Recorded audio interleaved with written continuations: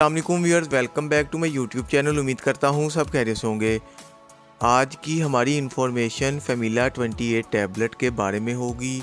आज हम जानेंगे इस टैबलेट के फ़ायदे, साइड इफ़ेक्ट्स, यूजेस और कॉन्ट्राइंडिकेशंस के बारे में। सबसे पहले हम फेमिला 28 टैबलेट की कंपोजिशन के बारे में जानते हैं कि इसमें कौन कौन से अज्जा शामिल हैं। इसकी कंपोजिशन में लेवोनोगेस्ट्रिल शामिल है और एथिनाइल एस्ट्राडियोल शामिल है, फेरस फेमोरेट शामिल है। इस टैबलेट का जेनेरिक काम फीमेल के हार्मोन्स पर काम करना है।